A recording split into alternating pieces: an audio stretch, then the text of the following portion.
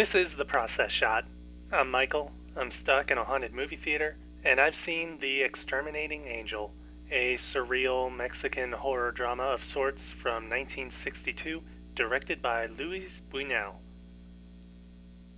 It begins with a formal dinner party for the upper crust of society, during which all but one of these servants seem to leave for little reason other than to leave. The party continues into the night as the guests retire to a music room, then retire to bed, right on the floor. In the morning, the partying slowly shifts into worry as the guests realize that, for similarly little reason, they cannot leave this room. As their remaining food resources dwindle, the group begins to panic, grow hostile, and lapse into delirium as the days pass with no hope for any of them to even set foot into an adjoining room. I'm probably bad at explaining it, but this is a very interesting story indeed, caked in several layers of satire. Almost immediately, it sets up the surreal nature of the house and the differences in class structure. The actual conflict of leaving the room is gradually introduced, then comes at you and everybody almost all at once. The satire comes through just as clearly, at least to the audience, as the guests either abandon their politeness and pretenses, or try to cling to them despite the events. It all comes around to social norms and practices, and the inability to let go even in circumstances that don't call for them. Instead, the group can only sit around in confusion and frustration, willing to forego any experimental or uncouth escape plans, and resigning themselves to their fate. As characters, the guests themselves are a bit flat, being more representative of certain aspects of society, but they do see some fair share of personality over time. In some cases, their individual stories seem to go ignored, but it could also be that with so many people, there's only room to focus on the most important storylines. In any case, it's less about these people as people, and more about their ongoing plight and their inability to escape, literally or figuratively.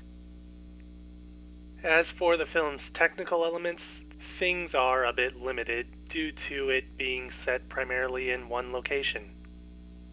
It's still spacious enough that things aren't too clustered or confusing, coming through the screen almost like a theatrical stage set, with hidden chambers and background action to keep you on your toes. Cinematography and framing also help direct your focus where it's needed, balancing the wider area with a personal sense of claustrophobia in close-ups of characters and in quieter or private conversations. We do get a few shots from outside this room and outside the actual mansion, in a way showing the greater nature of the isolation of the guests through the implicit scale of the different points of view. Editing balances these out as well, and not only the exterior and interior scale, but the scale of the room against the rest of the mansion, and even between the room and the people within.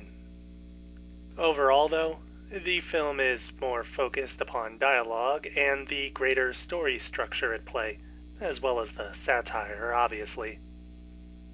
The final message seems a bit open to interpretation, but you could also easily see everything occurring as meaningless.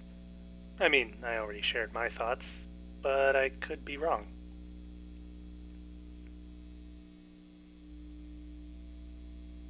The Exterminating Angel, Luis Buñuel, 1962.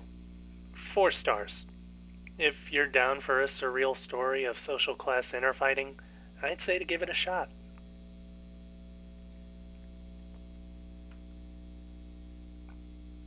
That's it for this review. If you liked it, leave a like. If you have something to add, leave a comment. Subscribe to the channel for more reviews. Thankfully, I haven't confined myself to any single rooms in this place. Then again, I am stuck in an entire facility. I really hope I'm not supposed to learn anything about myself from this whole ordeal.